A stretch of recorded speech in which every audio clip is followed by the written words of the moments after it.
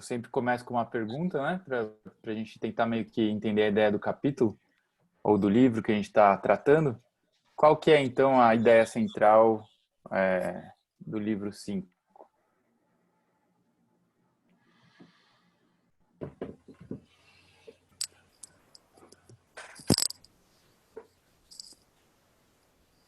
Para mim ficou muito a procura pela sabedoria. Aonde encontrar o que é sabedoria, onde encontrá-la e quem pode ser definido como alguém sábio. Muito bom. Muito bom. Mais algum palpite, hein? Capítulo que gira muito em torno dos conflitos de ideologia filosófica que o Agostinho vai definir, né? E aí se decepcionando com a ausência de respostas do líder maniqueísta, ao mesmo tempo que se encontrando mais próximo do neoplatonismo e ouvindo pela primeira vez o Bispo Ambrósio. Então, as três coisas fervilhando na cabeça dele aí. Então, para mim, é um capítulo muito de essa busca pela sabedoria diante de um momento de muitos questionamentos e definições de qual corrente ele vai seguir, né? É interessante esse relato dele nesse capítulo.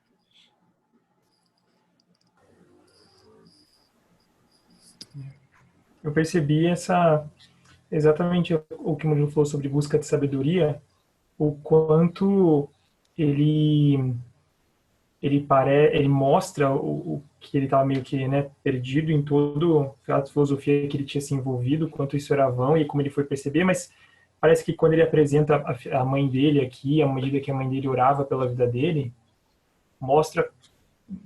parece dar a entender de como Deus usou as orações da mãe dele para resgatar ele dessas filosofias, assim, quando ele coloca a figura da mãe no final, do quanto ela orou por ele e tudo mais, batalhava pela vida dele. Então, mostra com todo o conhecimento, a sabedoria que ele tinha, o conhecimento que ele tinha, o quanto ele é vão, o quanto não é verdadeiro, porque faltava a ele o conhecimento de Deus, o quanto não fazia sentido e tudo mais. Pelo menos foi essa a ideia geral do que eu consegui perceber aqui. Eu queria compartilhar uma coisa que me surpreendeu bastante. Quando eu vi que vocês estavam lendo as confissões, eu pensei que eu fosse não estou querendo me gabar não, mas eu acho que isso é tudo mérito de Agostinho. Eu pensei que eu ia apanhar mais assim da leitura, ser uma leitura mais difícil. Eu estou lendo também as Institutas por causa do seminário e eu achei bem mais fácil de ler, assim, de entender do que as Institutas. É uma leitura até que fácil de absorver, assim, de entender o que ele está querendo dizer. Não sei, tive essa percepção. Fiquei surpreso. Legal. As Institutas é muito difícil, cara. Eu tentei ler também e não... É bem mais difícil que o Agostinho. Bem difícil. Talvez a densidade seja um pouco diferente justamente por conta do material autobiográfico, né? Exato. Como você tem a história dele misturada no texto junto com a apresentação, a interpretação teológica da própria vida, você acaba meio que fluindo, você acaba entrando, como a gente conversou aqui algumas vezes, já entrando na oração dele, né? Trazendo a oração dele de certas formas para a nossa vida também. Parece que eu acho que você tá certo em levantar a questão da oração, né? Ele já tinha feito isso em alguns dos livros passados, mas ele volta a ressaltar as orações da mãe dele, inclusive quando ele esteve doente, né? E ele faz isso sem comprometer o tom dele na questão da providência divina, né? Ele enxerga em tudo isso Deus trazendo ele para mais perto dele, né? Em termos de conhecimento. Ele estava usando tudo isso aqui, inclusive a oração da mãe dele, talvez principalmente a oração dele, da mãe dele, para trazer ele para si, né? O jeito que ele começa o livro talvez dá um pouco desse tom, né? Quando ele fala que a dureza dos homens não refreia a tua mão, mas tu a dissolves quando queres, misericordioso ou vingativo, e não há quem escape do teu calor. Então essa afirmação de que estava nesse processo, né? Estava nesse processo de quebrar essa dureza do próprio coração dele, né? E essa quebra da dureza tem a ver com a questão da busca da sabedoria, né? Entre a busca independente e a busca humilde, né? Que, no fim das contas, fica evidente nesse livro, né? A mãe dele buscando a Deus em oração e os filósofos e os maniqueístas buscando o conhecimento através das próprias capacidades, independentemente de Deus, né? Okay.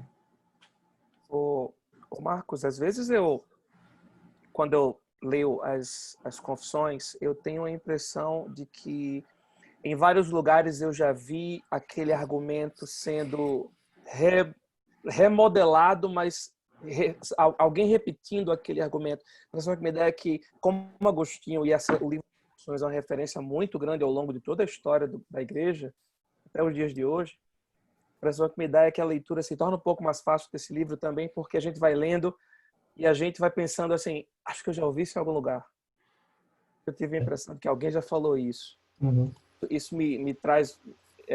É muito marcante para mim quando eu releio as confissões. E depois a gente vai ver mesmo, vai cutucar. Muitos trabalhos estão baseados, muita gente baseou num livro das confissões, um livro inteiro, por exemplo. O Jonas Madureira, aquele livro dele da Inteligência Humilhada, ele mesmo diz no prefácio do livro que baseou no livro 10 das Confissões. E isso segue, né, ao longo da história.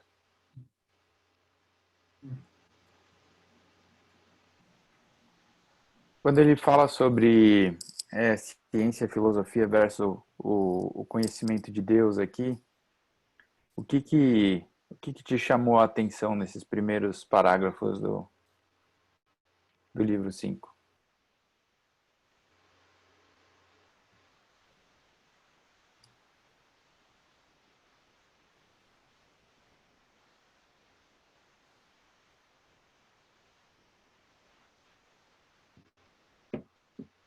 Ele levanta muitas vezes a realidade de que Deus está sempre presente, né?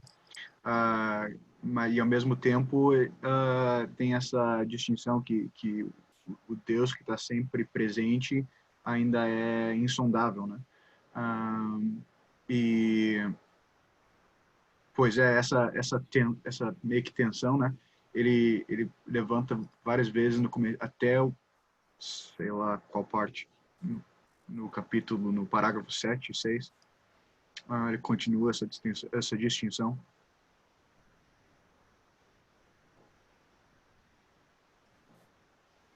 Eu achei muito interessante ele falando sobre a louça da retórica ou da oratória, né? Em como muitas vezes o que você... essa distinção que ele via, né? Da maneira de você apresentar o discurso do conteúdo do discurso. E ele fala lá no parágrafo 3, né? Não observava não a louça da oratória, mas o alimento da ciência que esse Fausto, renomado entre os seus, servia nela. Então, aqui especificamente ele falando de Fausto, o líder dos maniqueístas, né? E como o discurso era bonito, a oratória era convincente, mas o conteúdo era deficiente, né? E essa deficiência, justamente porque ela se baseava no parágrafo 4º, numa ímpia soberba, né? Então, o que acontecia era a observação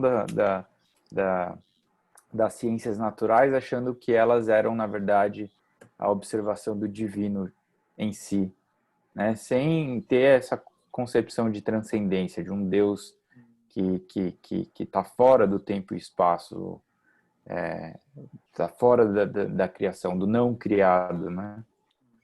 E no 5, então, ele começa, né? Mas não conhecem o teu verbo. Parece, então, aqui que o contraste atinge o seu clímax, né? Isso. Que é um Deus íntimo, É um Deus pessoal, relacionável. Não é só um Deus observável, que você conhece de longe, que você simplesmente o trata como material, Objeto de estudo, né? espacial também, objeto de estudo, mas alguém que se revela, né?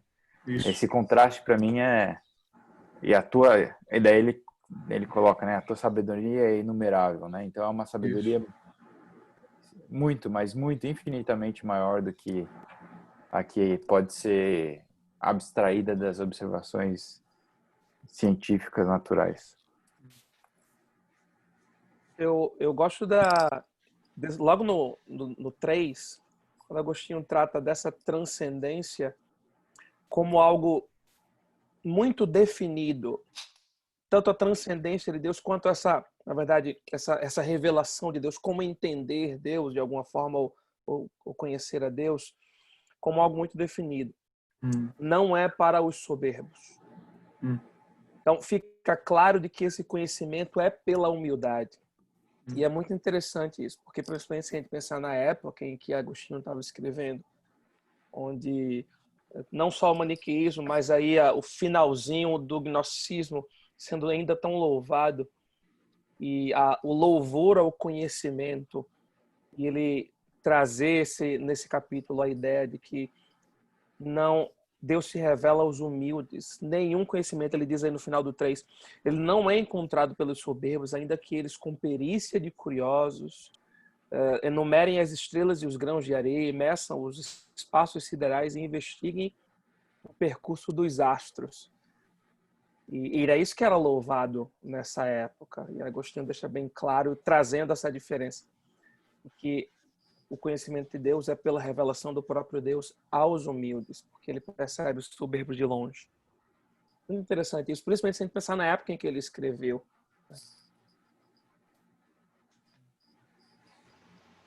Eu acho que o fato dele levantar o verbo, né, de usar a terminologia referente a Cristo como verbo, é justamente uma cutucada tremenda aqui no Logos, né, Isso. filosófico. E ele vai falar depois ainda de como a visão maniqueísta acabava em uma cristologia completamente deficiente, ou impedia uma cristologia correta por conta dessa visão de que o material era ruim. Então ele tem um momento que ele fala que o crucificado era um fantasma, né? Alguma coisa do tipo, eu não lembro exatamente. E depois no fim ele fala sobre o nascimento virginal, né? Que como poderia Deus nascer da Virgem, né? Materialmente, era impossível, porque o material é em si mal ou ruim. Mas quando ele levanta aqui o verbo e contrasta justamente com esse tipo de conhecimento soberbo, parece que ele está trazendo, forçando essa humildade, né? De você falar, ó, é alguém, né? É alguém que você não só conhece, mas você se submete. Isso. E há um contraste também de novo no que a gente começou essa conversa, né? Que o que faz alguém realmente sábio, o que faz alguém, da onde vem a sabedoria, né? A sabedoria acontece quando alguém se submete a esse verbo, não no logos, como os filósofos, né? Mas alguém que se está submetendo à realidade do Deus encarnado em Cristo, que vira exemplo na mãe de Agostinho depois, né?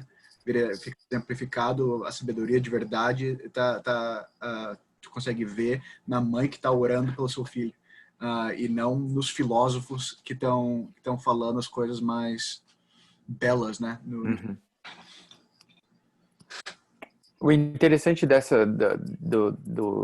dele trazer Cristo para a história aqui é que se você pega o conceito de participação, né, de você participar no conhecimento, você não tem um conhecimento que provém de si mesmo, né? Mas você precisa participar desse conhecimento transcendental. É algo que você já tinha na filosofia platônica. Mas quando ele traz Cristo para a história, ele torna esse algo mediável pelo próprio divino, né? Pelo próprio Cristo. Não é que existe uma sabedoria que faz parte do conhecer a Deus, né? A sabedoria é o próprio Cristo. Ele é o Logos, ele é o Verbo. E estar nele é participar do conhecimento, da sabedoria que ele é. Acho que é na Trindade, né, que Agostinho discute ou chama Jesus a sabedoria de Deus, né? Usando a 1 Coríntios, que era 3, 5, uma coisa assim, que é a sabedoria e a força de Deus, algo tipo, é o próprio Cristo. Presente, o gift. Exato. Mas refletindo também essa ideia que a sabedoria verdadeira é presente na pessoa de Cristo, né? E então, para alguém se tornar sábio mesmo, e sábio na ideia de ter a sabedoria que Deus tem, né? Tu só contém isso, tu consegue isso por intermédio de Cristo. Mas isso completamente muda a conversa, né?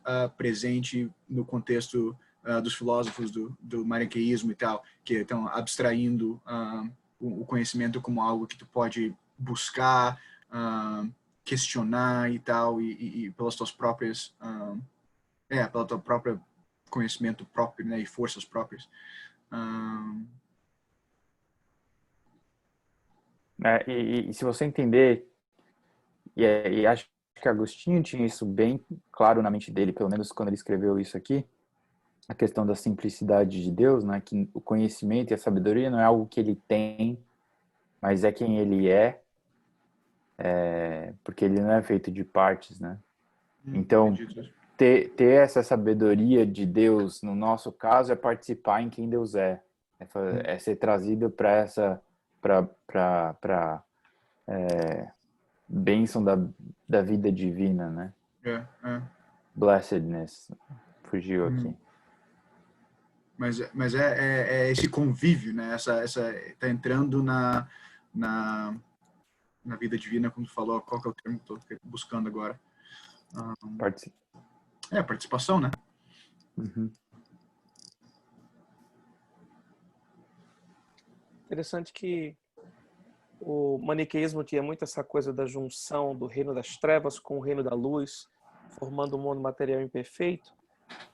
E as trevas estavam muito ligadas à insensatez, e a luz era a própria sabedoria, que é muito, a conotação tinha muito esse viés. E aqui no livro 5, nesse capítulo que Lucas citou, que ele fala de não conhecer o verbo, ele lá para o meio, ele diz que eles não conhecem esse caminho e se julgam excelsos e luminosos como as estrelas, e esses que caíram em terra. E veja, ele usa um texto bíblico para isso. Ele diz assim: o seu coração insensato ficou nas trevas. É a ideia de que a busca pela luz do conhecimento é uma alfinetada. Esse trecho é uma grande alfinetada nos maniqueístas. Porque a ideia eles buscavam a luz e se julgavam luminosos por conta do conhecimento soberbo que eles buscavam, mas eles de fato estavam em trevas, porque a luz verdadeira do conhecimento vem pelo verbo, vem por participar da vida de Cristo. Então ele associa a insensatez da ausência do conhecimento de Cristo às trevas, que era tudo que os maniqueístas julgavam como o que era de mal, né? Na junção da criação do mundo. Tem uma frase aqui no parágrafo 5º que daquelas frases de Agostinho, né, que marcam, né?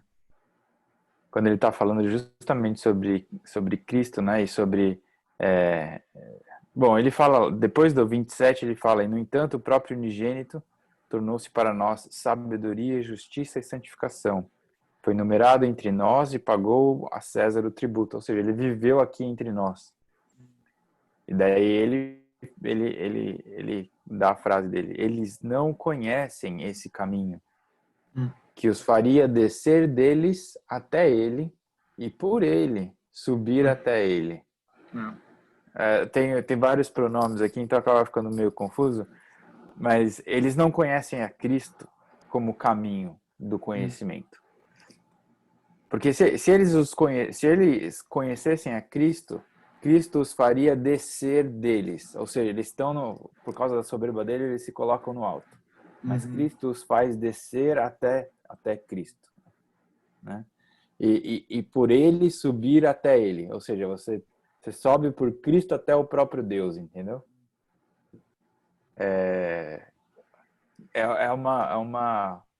Para mim fica claro a questão da morte e vida, né? Morte e ressurreição. A união com Cristo acontece isso. É a gente morrer pra gente mesmo e ressurgir junto com Ele. Fala, Ivan. Não, eu ia levantar essa pergunta mesmo. Se vocês veem também uma analogia com morte e ressurreição. Com certeza. Com certeza. Esse tipo de humilhação, né, que eles estão descrevendo, que Agostinho está descrevendo, é um evento de morte, né? É um evento é aquela chamada do discipulado de Cristo, né? De morrer para si mesmo, morrer para os seus próprios ídolos e amores, né? Que acaba sendo um tema gigante também em Agostinho, né? De ter os teus amores reconfigurados, né? E aqui o amor que ele está aparentemente focando é esse amor da sabedoria, né? Do amor de ser alguém que sabe as coisas, que é o luminoso do seu tempo, né? E a verdadeira sabedoria vem por intermédio do Salvador que se humilhou, né? Cara, aí a discussão fica ainda melhor, eu acho, quando você traz esses dois elementos, né? A questão do conhecimento com a questão dos amores, né? E a relação entre os dois.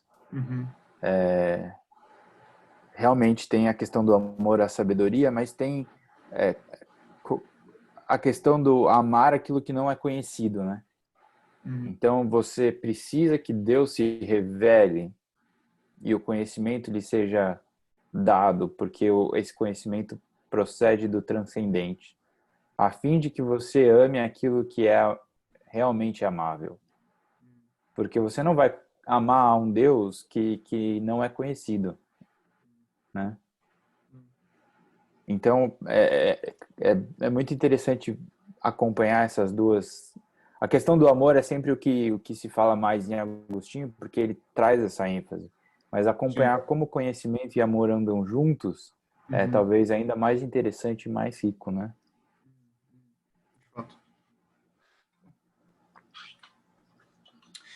Tem um tema também interessante que nesse comecinho aqui do livro, que ele está trazendo também em termos do o que faz alguém ser significativo, né? Alguém ser alguém importante, né? Essa ideia de ser os filósofos, né? Tem a sua importância em si mesmo e estão contribuindo na sociedade pelo fato de serem sábios, né? Mas o exemplo da mãe dele depois mostrando que tipo de importância que é alguém ser sábio de verdade com o tipo de sabedoria que é exemplificado em Cristo, né? Então, junto com esse tema de buscar o conhecimento, também tem esse tema de buscar ser alguém que é realmente que é importante, né? A piedade como sabedoria, né? Isso. Interessante.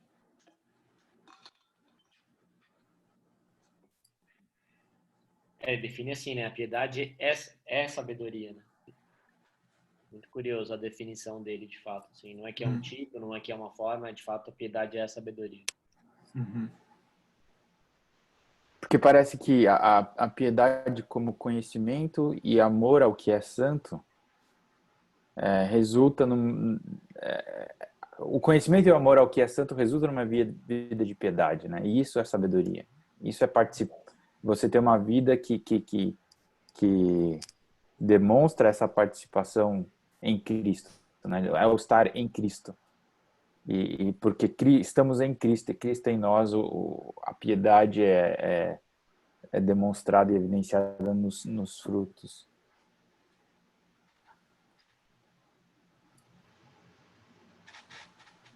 E é curioso que ele fala que os maniqueístas, eles ensinavam a piedade, estavam instruídos nisso, mas eles de forma nunca, de fato, conheceram, né? Porque eles não poderiam nem conhecê-la dessa forma, alcançar a piedade. E no fim, uma piedade deficiente, né? Porque as regras que eles impunham eram tanto quanto esquisitas até para nós, né? Mas ele faz muitas críticas à questão dos costumes ou das regras alimentares ou coisa do tipo, né? A observação dos astros e etc. Exato. Crítica Agora, muito grande também, né? Não só ressaltar de novo que é uma baita crítica, né, que ele está fazendo aos maniqueístas, pelo simples fato de demonstrar que com tudo que eles conhecem, eles ainda não conhecem o que eles se dizem conhecer, né? Eles admitem ter um conhecimento do que é piedade de verdade, e pelo fato de não conhecerem o verbo, eles não conhecem nem a piedade que eles dizem conhecer, né? É isso aí. E acho que o que ele está fazendo aqui é preparando a Terra para apresentar. Ele está apresentando os motivos que o levaram a se afastar do maniqueísmo, né? Exato. Tanto que agora ele traz Fausto para a história de maneira bem clara. E o que te chamou a atenção aí no relato dele sobre as interações com Fausto?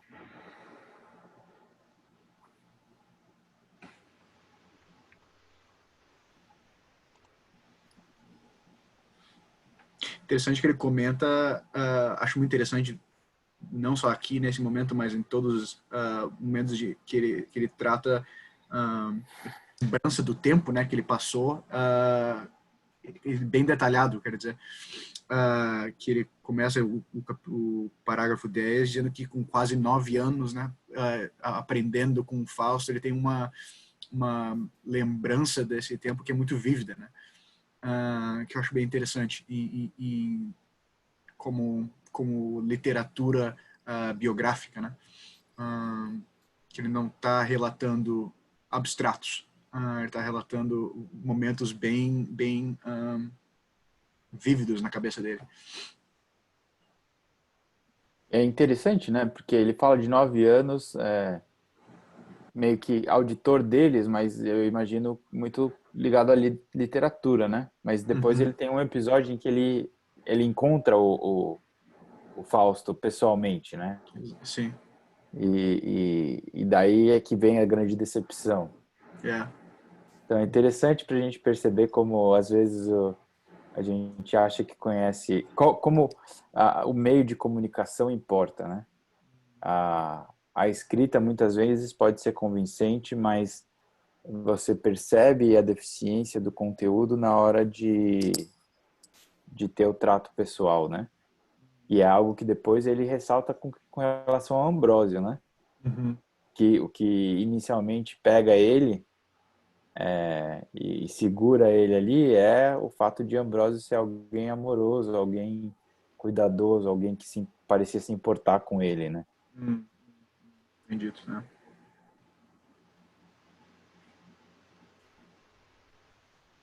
E acho que aqui tem uma lição grande pastoral, né? Talvez a gente pode falar mais pra frente, mas a questão pastoral aqui é forte. Lucas. O Lucas tá querendo palpitar. Não, só perguntar se vai falar de Fausto, de Ambrósio já, porque pra mim essa foi a melhor parte. Vamos, pode falar. Eu tô sem o livro na mão, né? Então eu tô falando só da parte que mais me marcou, na verdade, né? Que foi quando ele vai lá pra Milão, né? Ele dá um jeito de fugir ali da situação que ele tá. Vai para Milão para encontrar com Ambrósio. Ele sabe que Ambrósio alguém que estava envolvido ali com a política, de Roma, etc.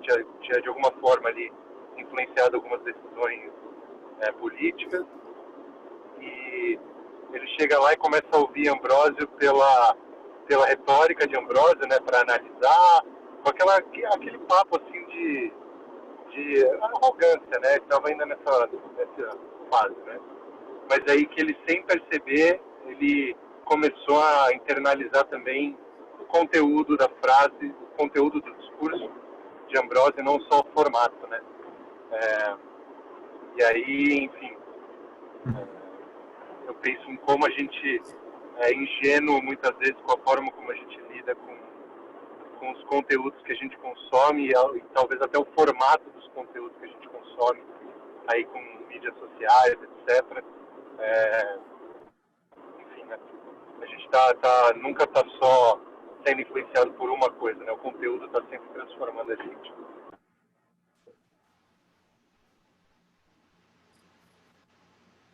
Muito bom. E também para a questão da pregação, né? Se você parar para pensar em alguém talvez bem sucedido, ou alguém de alto escalão acadêmico, sentado numa congregação, com um olhar crítico, com uma intencionalidade mais crítica, e você vai falar, esse cara não vai ser transformado, esse cara, a dureza ali mas como a pregação pode Deus usa a pregação para se comunicar, para trazer a pessoa à participação, à intimidade. É algo para gente considerar, né? Ontem eu estava vendo uma aula do Truman, que comentei até com algum de vocês, e ele disse que ele foi anunciado numa igreja como alguém que explicaria a Bíblia naquele domingo. Daí ele falou, se você quer uma explicação da Bíblia, vai para casa e lê o comentário, né?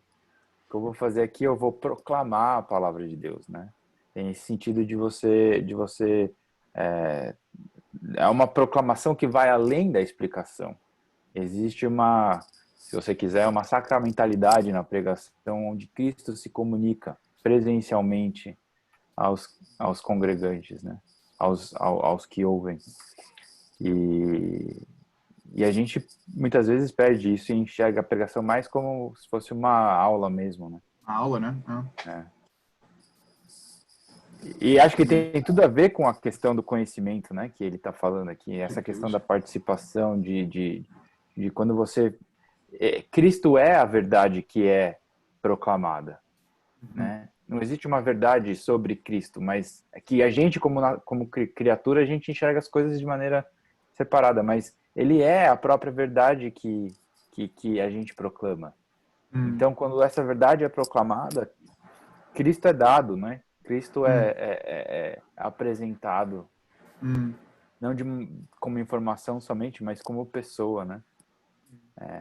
Eu tenho tentado insistir nisso pro aconselhamento, né? Que é a minha área, o foco de estudo aqui.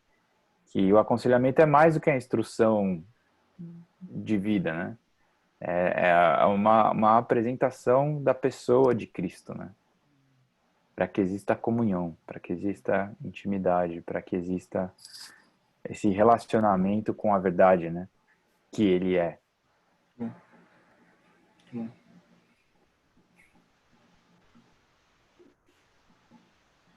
O que mais te chamou a atenção aí sobre a interação dele com Fausto? Fala aí, Lucas. Então, voltando nesse negócio da pregação também, né? Para mim, me chama a atenção que Ambrósio era alguém que se dedicava a polir o conteúdo que ele ia apresentar também, né? Então, ele acaba sendo conhecido como alguém que tem uma retórica boa, uma apresentação também instigante, né? Cativante ali das verdades que estão sendo pregadas, né? Que estão sendo transmitidas. Porque ao mesmo tempo que a pregação é isso aí que você estava comentando, né? De ter uma sacramentalidade nisso, às vezes ela é feita de forma tão assim desapaixonada, ou você vê que a pessoa botou tão pouco esforço ali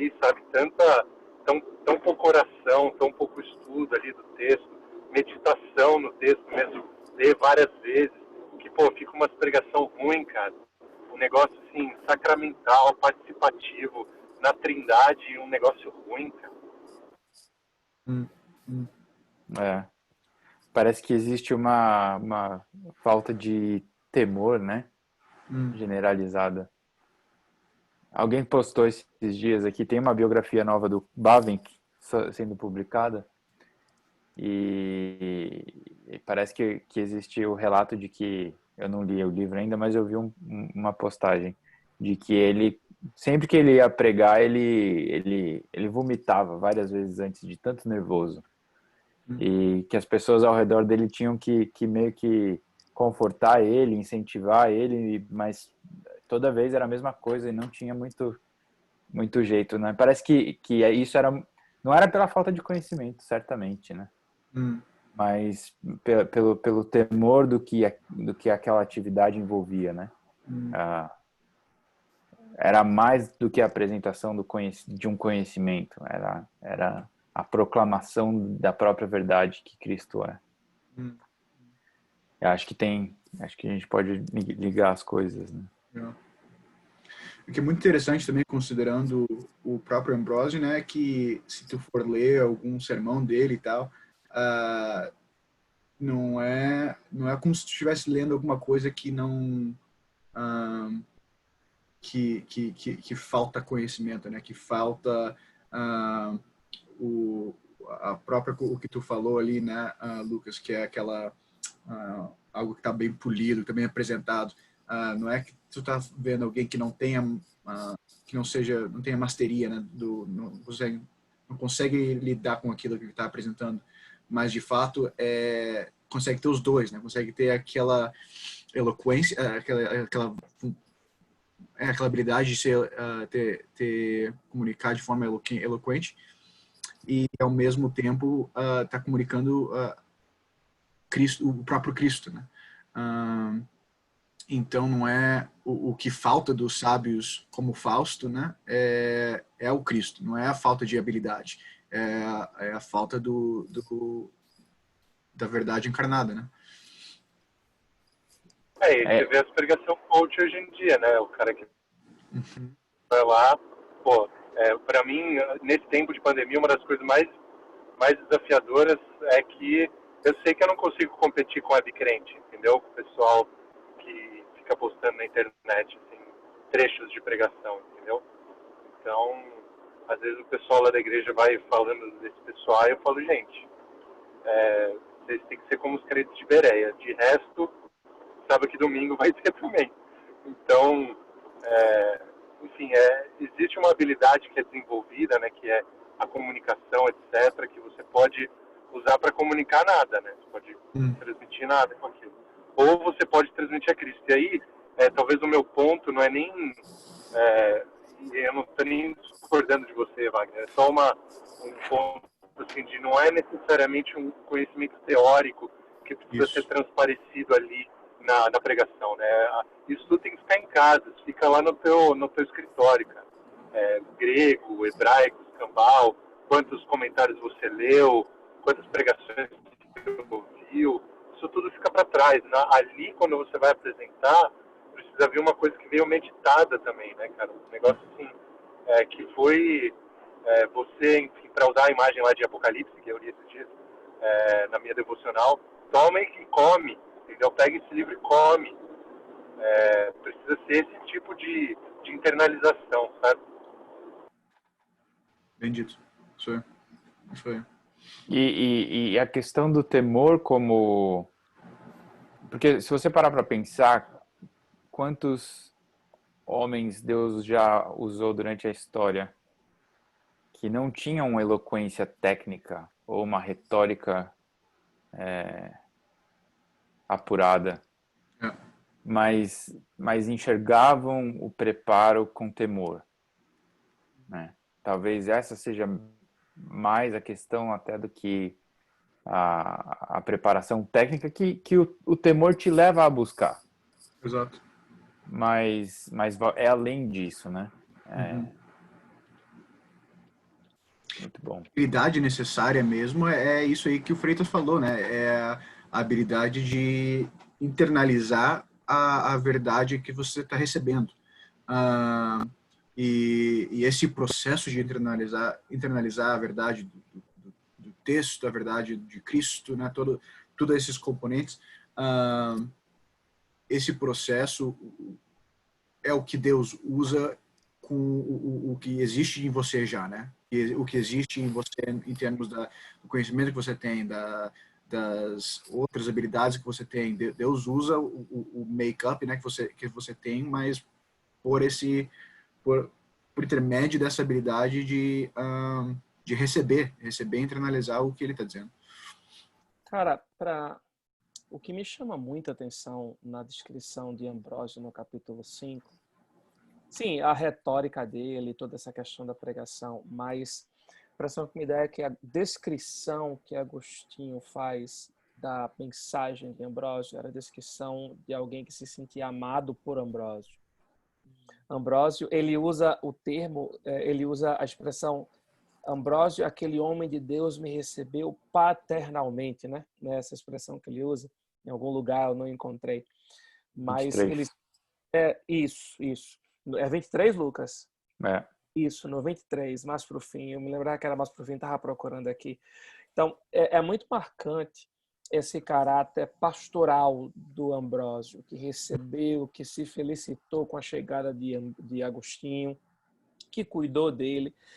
E veja, a gente tem que parar e...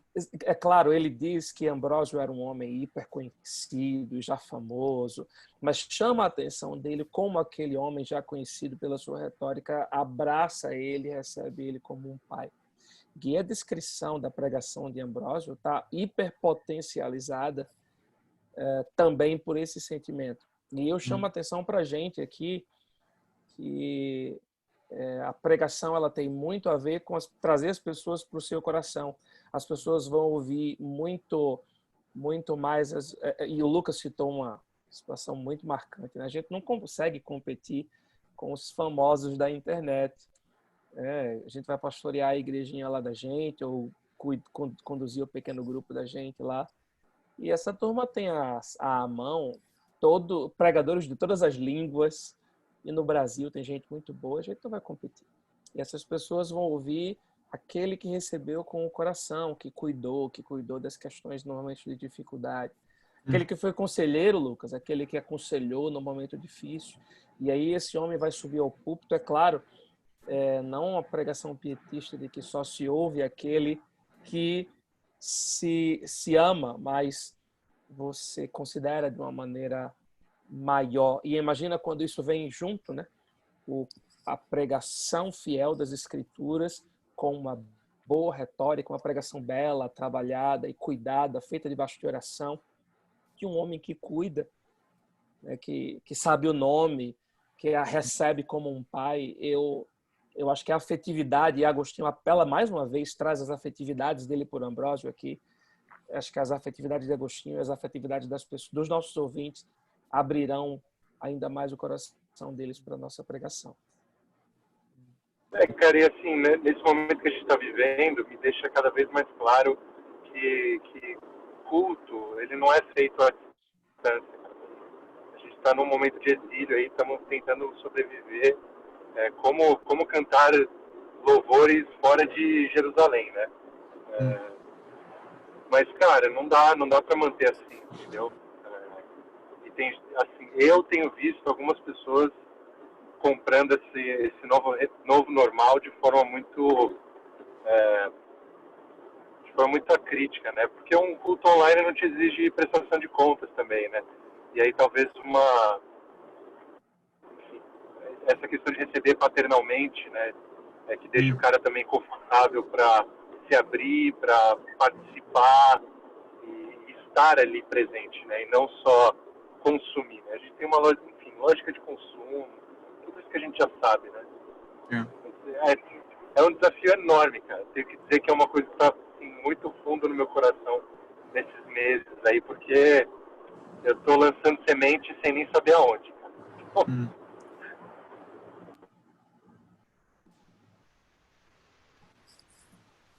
É realmente um desafio, né? Uma das coisas que eu tenho notado aqui é que existe cada vez mais uma ênfase no aconselhamento online, e daí você acaba distanciando mais uma vez o membro da sua própria igreja, né? Porque se é online, ele pode escolher qualquer conselheiro do mundo, né? E o fato de você trazer as pessoas juntas todos os domingos, tendo ali pastoreada, né, presencialmente, você propicia esse cuidado pessoal do um a um, tanto do pastor para com as suas ovelhas, quanto esse cuidado do aconselhamento mútuo, né?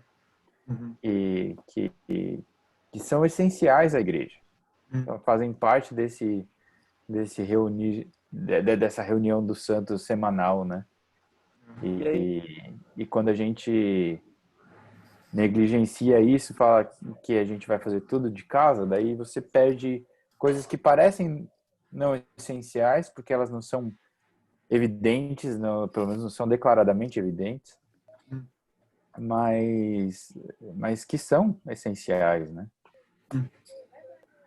É interessante vocês falando sobre esse assunto, porque o Freitas citou a questão do você não precisa prestar contas, né?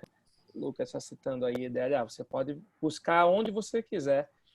É muito mais fácil ser crente online e ser pastor online, né? E o conforto, ele é muito atrativo. Esse conforto é muito atrativo.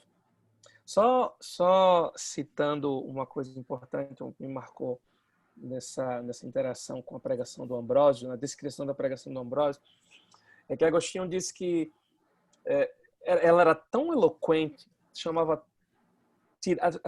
tanta a atenção dele, que ele não conseguia deixar separar aquilo que ele gostava de ouvir daquelas verdades que ele menosprezava. Isso está no 24. Ele chega a dizer assim, olha, existiam verdades que eu menosprezava, mas que eu acabava ouvindo porque eu não conseguia separar dentro do discurso de Ambrósio. E aqueles argumentos ficavam, eles assim, começaram a me parecer indefensáveis à fé católica, né, à fé universal. É interessante que a pregação cuidada, eloquente, não às vezes pela habilidade da eloquência, mas pelo esmero na preparação e cuidado da preparação, da entrega do sermão, abre o coração das pessoas, porque as pessoas vão ouvir a verdades que elas não querem ouvir, ou que, como Agostinho dizia, ele menosprezava, mas aquelas verdades vão, sabe, de uma maneira sutil e harmoniosa a mexer com as pessoas, né? É interessante isso também. E mexe por causa do Deus que se comunica e quebra a dureza, né, do coração, como ele fala no início do capítulo. Sensacional, Lucas. E daí você tem, então, a pregação mais dependente, tanto no preparo quanto na exposição. Porque você sabe que as suas palavras, por elas mesmas, elas não transformam. São capazes, né? Mas você tem esse Deus que, por meio do seu espírito, vai lá dentro e mexe, né? Essa é uma descrição muito vívida, né, do que realmente é aquela doutrina da iluminação, né, do Espírito iluminando a mente para entender a palavra de Deus, a palavra de Deus do próprio Cristo, né, que até aquilo, como o Agostinho está descrevendo, até aquilo que ele não queria crer, ele não tinha como não crer, pelo simples fato do evento da pregação ser um evento trinitário, né? A pregação é algo trinitário, onde as três pessoas da Trindade estão presentes. E é fantástico. É fantástico poder ver isso em Agostinho de forma 3D, né? Ele descrevendo o que está acontecendo. Eu, agora há pouco, terminei um livro do Bryan Chapell sobre pregação, e ele levanta a ideia, ele trabalha e defende com alguns argumentos, mas o argumento básico é aquele que a gente já entende quando a pregação é puramente expositiva e o texto é pregado fielmente, é Deus quem fala.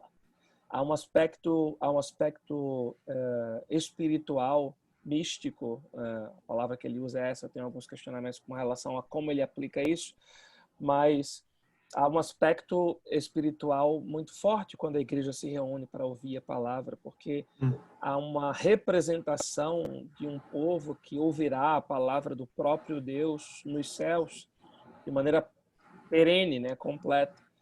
Então, a pregação expositiva, a pregação bíblica, né, com a apresentação da verdade, com a apresentação do Logos, e é perfeito quando você disse que é um evento trinitário, Wagner. Ela tem um aspecto celestial, a igreja se reuniu para ouvir o próprio Deus falar. O Deus que se fala na palavra é o Logos, que é pregado, e é o Espírito Santo que convence, que nos ilumina para o entendimento daquela palavra. Sensacional. É sensacional. É interessante considerar a pregação como parte daquela comunhão na vida divina, né? A pregação no próprio contexto de igreja, como ser um ato de participação naquilo que Deus é. Você está entrando em comunhão com Deus, com um Deus triuno, né? Por ouvir a pregação. Não, se você parar para pensar na relação pai e filho, né? Intratrinitariana, do filho sendo a sabedoria do pai, ou sendo esse logos, essa palavra, esse verbo do pai, que provém do pai, né?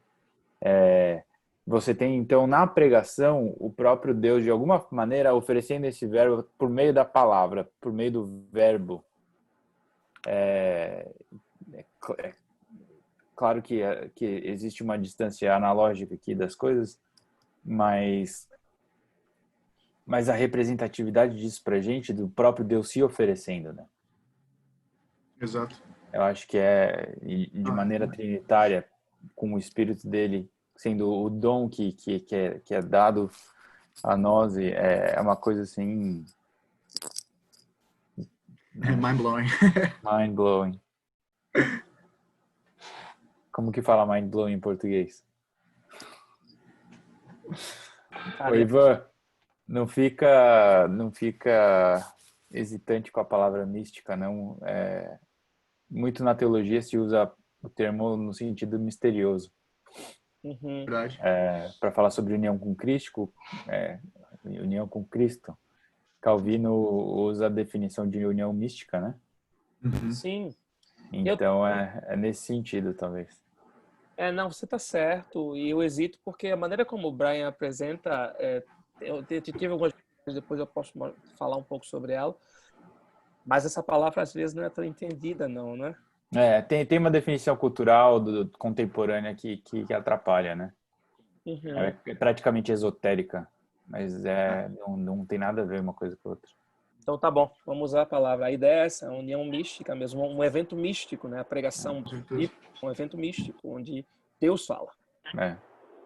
Para botar mais caldo aí nesse feijão, preguei em Marcos 4, 1-34, essas últimas 2 semanas, e lá pelo versículo 12, se eu não me engano, quando ele fala: a vocês foi dado conhecer o segredo do reino de Deus, mysterion, que é justamente um conceito ali que já estava meio gnóstico, assim, platônico, com a diferença de que o mysterion que é dado para as pessoas que ouvem a Cristo é para ser espalhado e não para ser escondido.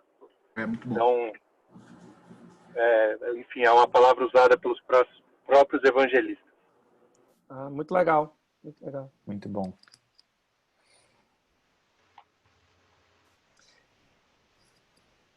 E aí, o que mais chamou a atenção de vocês nesses...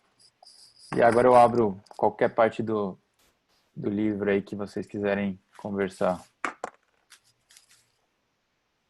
Eu queria chamar a atenção para uma coisa. Eu consigo perceber nesse capítulo 5, pela primeira vez, talvez vocês tenham percebido antes, mas só agora eu consigo perceber que Agostinho começa a dar mostras de que a conversão começou a acontecer a partir daqui. É claro que ele fala muito da soberania de Deus e de como Deus vinha dirigindo todas as coisas ao longo da vida dele, até dos eventos aos eventos maus, eventos ruins. Mas eu consigo perceber que Ambrósio é meio que a mudança de chave, a mudança de ritmo do livro a partir de agora. E ele vai falar um pouco mais de uma conversão que vai sendo, sabe, casca por casca, ela vai acontecendo na vida dele. Tanto é que ele, logo depois, no 25, ele começa a dizer que começou a questionar as filosofias maniqueístas. Aquilo começou a fervilhar mais na cabeça dele. Alguns conceitos começaram a fervilhar mais na cabeça dele. A partir daqui, eu não sei se vocês percebem comigo, ou então vocês perceberam isso acontecer antes ou depois. Para mim fica muito marcante isso aqui. Eu acho que existe uma progressão de intensidade, né? Vai aumentando. Acho que justamente no entendimento que ele tinha de Deus removendo essas camadas, como você mencionou. Mas, ao mesmo tempo, eu acho que ele enxergava a conversão dele como um evento bem específico, né? E acho que a gente vai chegar lá depois. 8. Então, o momento que ele é salvo, parece que ele coloca o dedo, assim, foi aqui, ó. Mas ele enxerga todo esse processo como parte de Deus providencialmente trazendo ele para si. É interessante ressaltar também que ele tá usando uma linguagem que aqui começam as dúvidas, né? Ele tá considerando o que está levando ele à conversão é poder ver de forma nítida o erro no seu jeito de pensar e de viver por implicação, né? Que Deus tá para ele se revelando de uma forma que está confrontando onde ele se encontra. Que aqui é muito mais diferente do que em outros momentos, nos livros anteriores, quando ele estava mais criticando a sua ingenuidade, né? Tá mais criticando a sua imaturidade. Quando aqui ele está realmente lidando com uma forma de pensar que tem que ser reestruturada, que tem que ser confrontada. Por causa da soberba, né? O orgulho. Exato.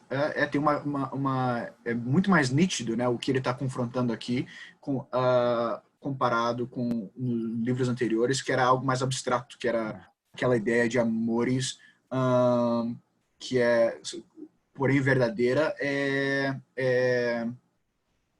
sei lá, acho que é mais uma descrição da natureza, né, pecaminosa, do que algo que Deus está realmente me salvando no momento. Eu acho que ele traça aqui, né?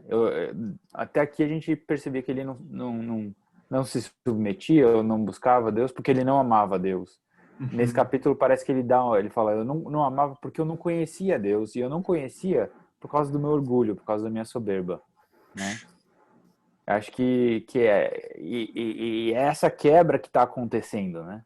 Exato. Então, você vê ele saindo de Cartago para Roma na busca de melhores alunos, e daí ele chega lá e ele percebe que os alunos eram golpistas, né? Eles se inscreviam, se matriculavam na matéria, assistiam um pouco da aula e largavam a matéria para não ter que fazer o pagamento. Então ele se frustra com os alunos, né? E daí ele então busca a oportunidade em Milão, e lá ele acaba com o ruir das ideias maniqueístas dele, que no final do capítulo são deixadas de lado para voltar a ser um catecúmeno da igreja, mas pela incerteza. Agora ele sabia que aquilo não era verdade, mas ele ainda não tinha quaisquer certezas a respeito da fé, ele ainda não tinha se entregado, né? Interessante vocês falando isso, ajuda muito nesse entendimento. De fato, eu não acreditava que a conversão começava agora e ela seguia um processo. Talvez eu tenha passado essa impressão. Eu realmente entendo que a conversão descrita dele foi o fato, né? O fato do encontro com as escrituras, Romanos capítulo 8, no capítulo 8 lá dele. Mas ele começa, ainda não convertido, a confrontar assim, ideias, pensamentos, né, convicções que ele tinha. No final, ele inclusive diz assim, eu recusava-me, eu fiz como os acadêmicos, eu lutei, eu me esforcei, me entreguei completamente para provar verdades e negar verdades que existiam na minha mente. E ele diz assim: eu recusava-me, porém, a entregar inteiramente a cura da debilidade de minha alma a filosofias que não admitissem o nome salvífico de Cristo. Então, Cristo começa a fazer parte da história de uma maneira mais profunda dentro do conhecimento dele, do universo intelectual de Agostinho. Ele não era convertido, mas agora a gente começa a perceber que o intelecto dele começa a buscar as coisas de Cristo, ainda que somente por ainda uma soberba que existia no coração dele que começava a ser quebrada. Para mim, um processo... Ele tenta demonstrar uma preparação do próprio Deus para que aquele evento no capítulo 8 fosse tão pontual e tão transformador, porque a vida dele muda completamente de um piscar de olhos, né? É verdade. É um processo gradativo, guiado pela providência, que acho que ele enxerga desde o nascimento, né? Por isso que ele trata e interpreta toda a vida dele de maneira teológica. Exato. Esse ponto exatamente é o que nos força a ler as confissões, perguntando qual a perspectiva de Agostinho quando ele está descrevendo esse evento, né? Porque eu me pergunto quando eu estou lendo, eu estou lendo a descrição dele sobre o orgulho que está mantendo ele do conhecimento de Cristo, como seu Agostinho refletindo, ou o Agostinho descrito que está pensando naquele momento, naquele tempo, eu tô orgulhoso. Que são várias perspectivas, né, que você tá lendo e que ele está forçando a gente a entender, que fica meio ambíguo, né? Quando você está entendendo essa história, mas de fato o que tu acaba observando são essas camadas, essas layers na descrição da vida dele. Eu acho que você falou da questão se o orgulho era notado na época, eu acho que a resposta dele era não, né? Também acho. Por conta da cegueira da soberba. Eu acho que a descrição do orgulho é o futuro Agostinho refletindo teologicamente sobre aquele momento. E olhando com um olhar bem claro, era isso que estava me mantendo fora de Cristo. Mas na descrição do evento, de ouvir o Ambrósio e ter aquela dúvida, né? Sendo um play-by-play, né? Tá falando, descrevendo a jogada enquanto está acontecendo, né?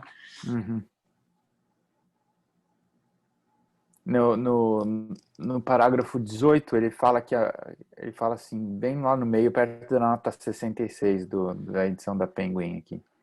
A minha impiedade me dividira contra mim mesmo. Por isso meu pecado era ainda mais insanável, porque eu não julgava ser pecador, e por execrável iniquidade preferia que tu, Deus Todo-Poderoso. Incrível. Então essa força do pecado de te cegar a própria condição de pecador revela toda essa soberba e a cegueira, né, da condição. Lucas, segue o que você estava lendo, que fecha muito bem o que ele estava... Tu fosses vencido em mim para minha ruína, e não eu em ti para minha salvação. Tu, Deus Todo-Poderoso, fosses vencido. Eu preferia que tu fosses vencido em mim, na minha soberba, para minha ruína, e não eu em ti para minha salvação. Sensacional isso aí, cara. Incrível. Que acho que mais uma vez volta para a questão do morrer para si mesmo e viver para aquela imagem, né, que começa o livro, ele tá carregando no livro inteiro, né?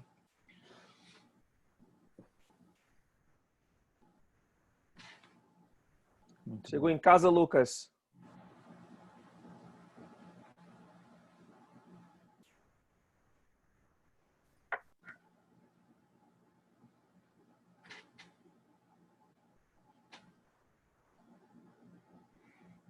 Eu matei, sem mais comentários meus. Bem, me aposentei agora. Acabou todos os meus highlights aqui. Pois é. Então, muito bom. Se ninguém mais tiver, a gente encerra, então. Só tem um aqui que eu achei Manda aí. No início do 19, que ele fala, além disso, no 19 arábico, né? Além disso, surgiu em mim o pensamento de que eram mais ajuizados aqueles outros filósofos que se chamam de acadêmicos, os quais ponderaram que se deve duvidar de tudo, estabeleceram que nada de verdadeiro pode ser apreendido pelo homem. Esse método da dúvida é ruim desde sempre, né? Pois é. Não é só um privilégio ou uma prerrogativa dos pós-modernos, né? Pois é. Impressionante, verdade. Bem notado, Lucas. A confusão do momento. Mas é impressionante como se quando você remove Deus da parada, quando você remove o que é transcendente e imutável, você não tem qualquer garantia de verdade, né? Uhum.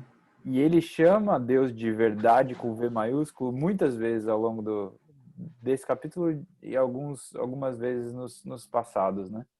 Você precisa desse ser estático, eterno, para você ter garantia de que qualquer coisa é conhecível.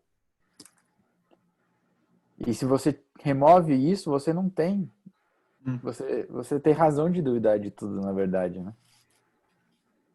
Verdade.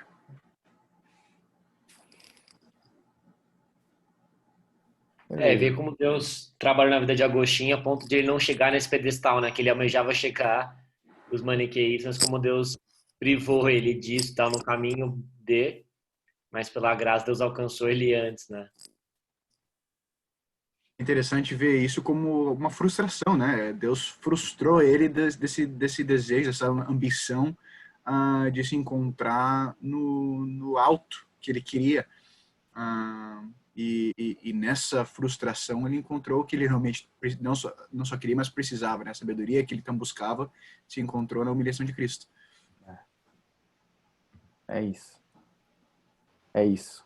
E acho que a chave é exatamente essa, né? Ele voltar à afirmação desse conhecimento de Deus por meio do Verbo, que não era um fantasma que foi crucificado, que era realmente o Deus encarnado, nascido por meio da Virgem, que ele relata lá no parágrafo 20, né? E que estava ali se comunicando a ele através, no final do capítulo, de Ambrósio, graças à providência divina, movida, por assim dizer, pelas orações da sua mãe. E como essa conversão, esse conhecimento de Deus de Agostinho, ele é cristológico, né? Ele, no verso 19, ele declara como era ignóbil para ele imaginar Deus em forma humana, e o 20, ele, né, declara toda essa cristologia que você citou aí. Então, toda essa quebra de paradigma na mente dele, principalmente da quebra dessas filosofias que ele era preso, ela vem pela presença de Cristo, né? Pelo conhecimento e entendimento da encarnação de Cristo. Isso foi muito forte para ele. É um cristianismo cheio de Cristo, né? Que é transformado pelo Verbo encarnado. É isso aí. Interessante a gente falar de cristianismo cheio de Cristo, levando em consideração que é possível ser pregado um cristianismo sem Cristo nenhum. Né? O que se faz tanto hoje em dia. Infelizmente. Beleza, então.